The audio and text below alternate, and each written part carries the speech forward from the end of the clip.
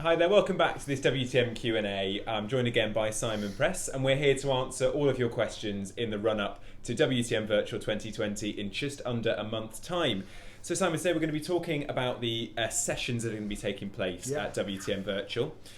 Let's delve a bit more into those sessions and exactly what will visitors get out of them. Let's start with the aviation sessions, for instance. What can visitors expect from them?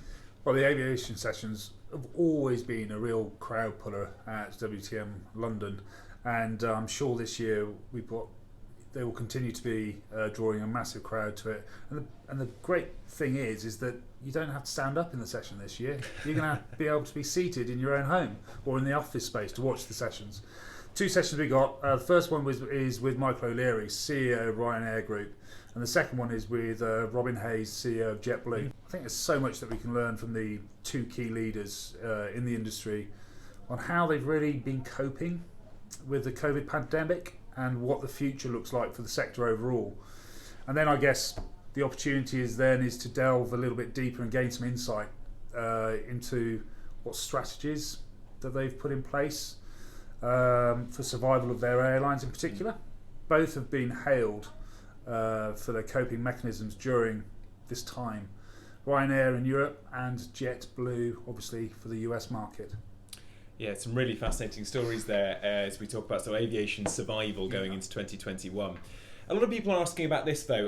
What would be a good session for me to attend if I were wanting to progress my career in travel and want to know about the next steps in getting on that ladder? Are there any that stand out to you?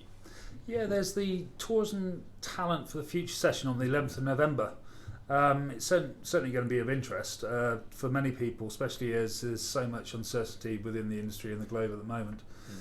Either for those looking at how to retain or hire the right people, as skills required for those people working in the industry or working in industry have changed so much over the last few months, but also going to continue to change over the years to come. The session is also looking at how the skills acquired and developed from working within such a fantastic but very diverse industry can also be transferred externally to other industries as well. Now, we've had a few people inquiring about this next question here. How can customers win back and strengthen their reputation in the industry? It's something that we're all looking to do. Any exhibitor coming to WTM is looking to do that. Are there any sessions in particular that are really going to focus on that area of travel and tourism? I think that you're going to get a lot of information throughout the 50 different conference sessions that we're running that are really centred around this key area. And they're all about reputations of brands within the travel situation we're in at the moment.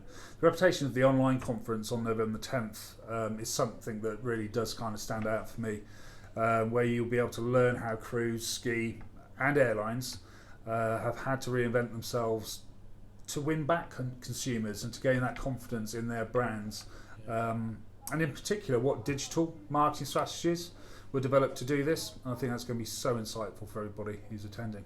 Fantastic. And linking in with WTM Virtual is of course London Travel Week Virtual in 2020. That's going to be taking place the week beforehand. We've got some key sessions taking part of that, one of which is focusing on diversifying marketing with our partnership with Bain Women in Travel organisation. How do you see the importance of that session resonating in the whole WTM offering this autumn? Well, diversifying travel and tourism is key, as you said, to the session. It will unpack how to make sure your marketing fits in the needs and characteristics of the changing consumer as well. I think it's so important to highlight the diversity that's needed and to also pivot your brand towards being accepted by different groups and consumer groups. Yeah, and there's also sessions working with small group operators to really focus in on how to support local responsible tourism-led organisations. How do you see that in the broader WTM umbrella? I mean, responsible tourism is obviously a huge part of what we do, and how's that going to be accentuated through these sessions? Yeah, responsible tourism has been the one of the main key drivers and main content conference groups with regards to everything that we've been doing with regards to WTM London over the last 10 years. It's going to be pivotal to how we progress and how we develop the travel and tourism sector as we progress out of these times of COVID to make sure that we do it in a sustainable manner going forward. And whether it's big brands or little brands or whatever, it's all about making sure that your brand is sustainable. And the offerings that you are offering out to the consumer are also sustainable. At the end of the day, what we want to do is to taste, touch, smell, and have that experience across such wonderful different destinations around the globe, but do it in a manner whereby you leave such a small footprint, and you have such little impact on the local population, so that you don't ruin it for the next generation to come along. Exactly. Well, you'll be able to find out all about that at WTM Virtual 2020 in just a few weeks' time.